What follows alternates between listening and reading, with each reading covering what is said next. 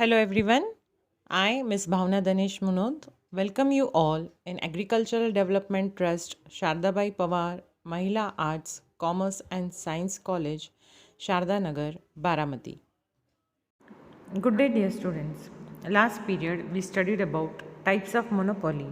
Now we come to our next point in the chapter, that is imperfect competition. We have the second type. First we studied about monopoly, that monopoly is a single seller, children.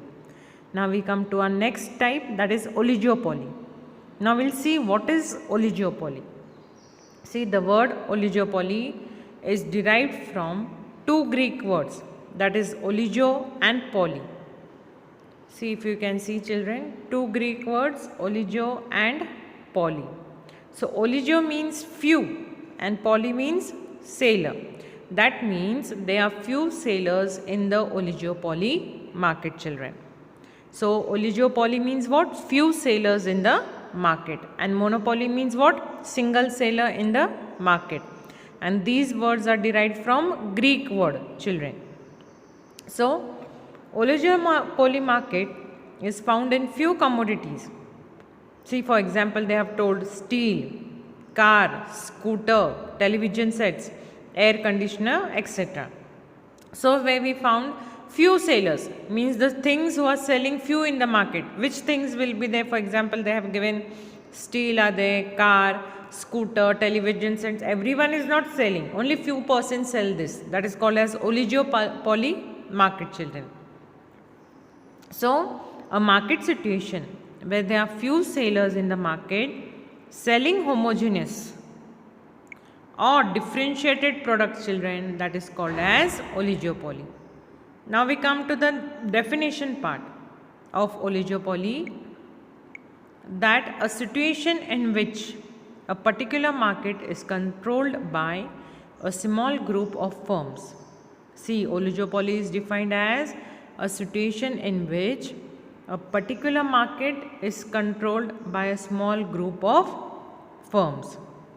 So, an oligopoly is much like a monopoly in which only one company exerts control over most of a market. So, in an oligopoly, there are at least two firms who will control the market. So, we studied in introduction, oligo means what? Few. Oligo means what? Few, and polo means sailor. So, there are few sailors in the market having homogeneous product or difference in products they can sell.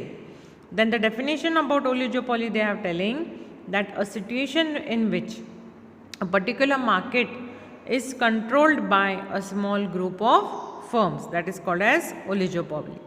Now we will come to know one by one, that is features of oligopoly, children. See over here in the diagram, see, market structure has been given. That market structure is divided into perfect and imperfect competition. We have seen even monopoly is there. Then imperfect competition is divided into oligopoly and monopolistic competition, children. Now we are going to see features of oligopoly. Now the first feature of oligopoly is what? Few firms or sailors. So under oligopoly market, there are very few sailors or firms, and these few firms dominate the market and enjoy considerable control over the price of the product, children. Now see, suppose now only 4 sailors are there in the market. So what these 4 sailors only will decide the price of the product. If there are 4 shops in the market, they will have one price for the product, children. They will enjoy because they have the right. So the 4 shopkeepers having the product price, product depreciation will all be controlled by the 4 shopkeepers, few sailors. That is called as oligopoly, having a considerable control on the market. Then the second one is, children, interdependence. Now interdependence means what? Not independent, children. It is interdependence, means each thing will be dependent on each other, children. That is called as interdependence. So here what they have told, the sailor has to be cautious with request to any action undertaken by the competitive firms, children. Since there are few sailors in the market, if any firm changes or if any firm makes the change in the price, all the other firms in the industry also try to follow the same to remain in the competition. So this is called as what? Interdependence, children. Means things are dependent on each other. Now what they have told, as I told you, if 4 shops are there, if they are selling 10 rupees, say one coffee packet, say small coffee sachet. So all the 4 shops will have the same price for that tea sachet. No one will increase or decrease because they want to be in the competition. That's why they have told what? That they follow whatever pattern has been there. So the second point is regarding interdependence. Okay. Then the first one was few sellers are there in the market. Now we come to the third one, children. The third, this thing, features of perfect oligopoly market, that is advertising. Now advertising, we all know, we are this in this digital world also, in this digital market also, but still on TV sets, everywhere we see advertisement, children. Advertise. Why people advertise? To have more say, to do more publicity. That's why we advertise, so that whatever things are there, people will come to know this thing is there in the market. They will try to see and as well as purchase, and it will be profit for the producer also as well as the shopkeeper also. So advertisement is an important part. So what they have told in advertisement, that advertising is a powerful instrument, children. Yes, it is a powerful instrument. You know, people come to know because of your advertisement. So advertising is a powerful instrument in the hands of oligopolistic. A firm under oligopoly can start an aggressive and attractive advertising campaign with the intention of capturing a large part of market C due to advertisement, children. So first we saw what in features of oligopoly market, that is few firms or sellers, interdependence. The third feature was advertising. Now come to fourth, that in oligopoly market, children, the fourth point what they have told, that is there is entry barriers. Means anyone will not enter the market. There is no free and entry and exit like how we had in monopoly. No free entry and exit. Here you will have restrictions to enter in the oligopoly market. Restrictions means what? You have to pay tax, or you have to enter your name, or you have to register yourself if you want to sell some things, children. That is called as entry barriers. So the firm can easily exit from the industry whenever it wants, but here if you want to leave the market, you can leave. But they have told you have to face certain barriers such as government license, patents. As I told you, anyone cannot sell anything over here in oligopoly market. They have to take license or they have to take permission and then sell the product. So that is called as entry barriers, government license, patents, etc. Then the fifth point is lack of uniformity. Now what is there in the lack of uniformity among the firms? Say in the time of size, some firms may be small while others may be of big size. So lack of uniformity will be there. And the sixth one is uncertainty. Now in that what they have told, that there is considerable element of uncertainty in this type of market. Due to different behavior pattern, rivals joint hands and cooperate or may try to fight each other. So what happens in this uncertainty, children? That considerable element of uncertainty means stable things will not be there. Anytime it will change. Price may change, or stock may be full, or there will be no stock. Sometimes there will be less stock, demand will be more. So things are not same over here. Things anytime it will be changed. Uncertainty means what? We cannot consider, we cannot predict that the price will be same for 1 month or 2 months of that particular product. So uncertainty is one of this feature regarding oligopoly market they have told.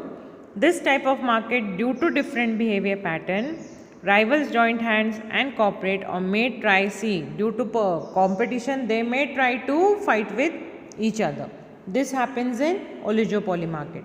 So what we have seen in oligopoly market, we'll go through the diagram. See the features of oligopoly market, children. If we have seen that there were first few sellers, then the second point is interdependence, the third one is advertising, then we have competition also, children, and entry in barriers, entry and exit barriers, and lack of uniformity. So these points we saw where in features of oligopoly. Now we come to our next point, monopolistic competition, children. Our next point over here is what? Monopolistic competition. Now what is this monopolistic competition? We'll see. First we saw monopoly, single seller, then we saw oligopoly, that is few sellers. Now we come to monopolistic competition. Now see, monopolistic competition refers to competition among a large number of sellers of similar but different products, which are close substitute but not perfect substitutes of one another. See, practically we are in this world now, monopolistic world. Monopolistic competition means every product will have its close substitute but not same. Now for Hamam, for example, children, Hamam soap has a close substitute of Neem. Neem has a close substitute of Margo. But the thing is, they are same in size and color, but the name is different. Very close, price 10 rupees, very close, a 0.50 paisa difference will be there. So this monopolistic competition means very close substitute you have, but still a little identical. We can identify the soap. How? Neem, because of the name, Neem, Hamam, Margo, and somewhere packing also is different, children. So monopolistic competition over here is, it refers to competition among a large number of sellers of similar but different products, which are close substitutes but not perfect substitutes of one another. As such, in a market situation in which both monopolistic element and competitive element are foreseen, children. So this is what monopolistic competition. Now see, we will see regarding monopolistic competition. See this theory, children. Keep in mind for your basic knowledge, this theory of monopolistic competition was published where? In 1933. See here, in the figure also you can see the duplicate copies. Ajax is there, the same model. Fab is there. In the photo you can see the same brand, the same product, but the names are different and packing is different. So this is called as monopolistic competition, and at present practically, children, we are using, or we are in this world of monopolistic competition. Then come to the next point, that is definition. See, according to Professor E.H. Chamberlain. So here you can see the professor's picture, E.H. Chamberlain. So according to Professor E.H. Chamberlain, monopolistic competition refers to competition among a large number of sellers producing close but not perfect substitute, children. Large number of sellers will be there in monopolistic competition. Large number of buyers will also be there. So large numbers of buyers and sellers will be there, having close substitute but not perfect. Same type of brand will be there, but it will not be so much same. Somewhere name, somewhere color, packing of the product will be different. So that is called as monopolistic competition, children. So according to Professor E.H. Chamberlain, they have defined monopolistic competition refers to competition among a large number of sellers producing close but not perfect substitute. Then we'll come to the next point in the chapter, that is features of monopolistic competition. We studied about features of oligopoly. Now we'll come to features of monopolistic competition. The first feature is fairly large number of sellers. So see, in monopolistic competition, there are large number of sellers and buyers, and comparatively it is less than of perfect competition. Due to this reason, sellers' behavior is like monopoly. So what they have told, fairly large number of sellers and buyers is there, but comparatively it will be less than monopoly. So first will be fairly large number of sellers, fairly large number of buyers we find in monopolistic competition, and comparatively it will be less as compared to monopoly. So in monopolistic competition, the number of sellers is large but comparatively is less that of perfect competition. Due to this reason, sellers' behavior is like monopoly. Then we have fairly large number of buyers in this market. There are fairly large number of buyers. Consequently, no single buyer can influence the price of the product by changing its individual demand. Then we come to the third feature, in monopolistic competition, children, that is product differentiation.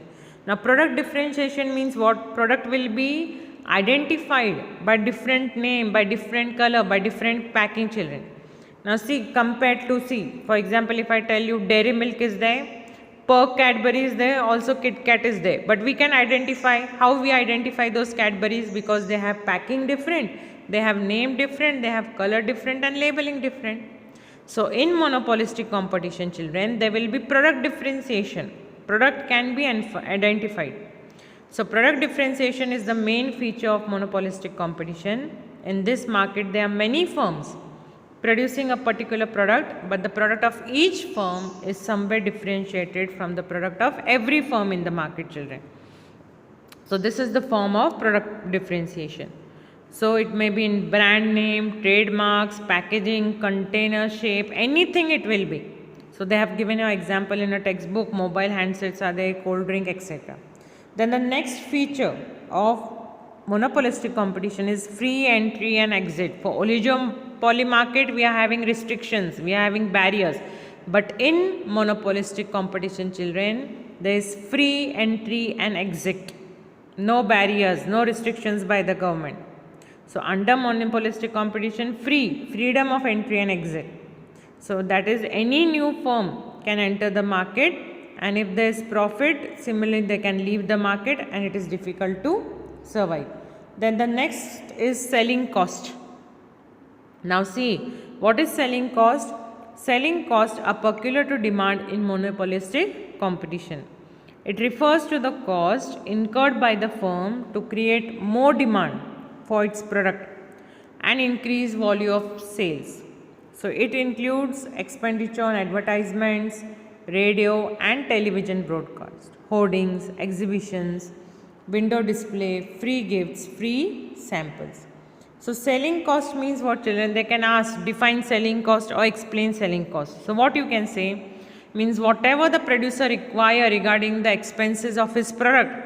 Say for, he will include the raw material also and the advertisement price also, how much he took to put that advertisement, hoardings on TVs, and then he will keep that price for the product.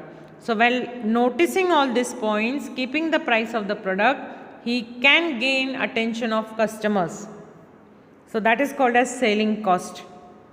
So he can attract customers, inform them about that price and increase volume of sales. That is called as selling cost.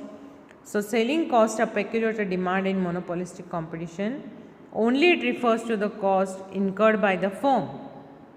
Why? To create more demand of the product and increase volume of sales.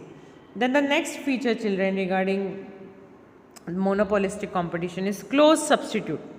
Now we see that in monopolistic competition, goods have close substitute, means each substitute will be somewhat like same.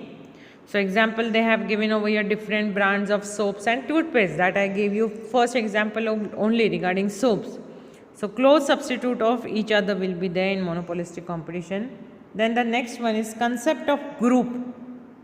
Now under monopolistic competition, see what Chamberlain introduced, the concept of group. So in place of industry, industry means the number of firms producing identical products.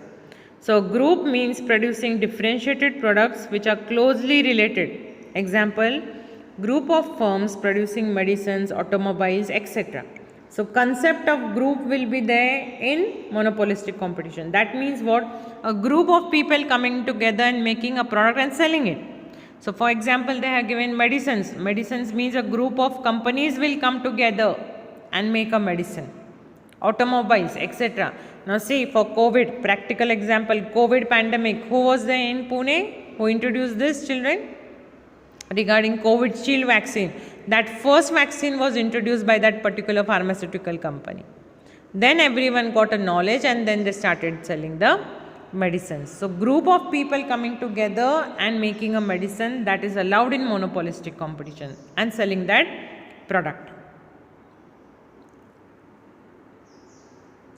So in this chapter we studied related to features of monopolistic competition, children, that you can see through the diagram also.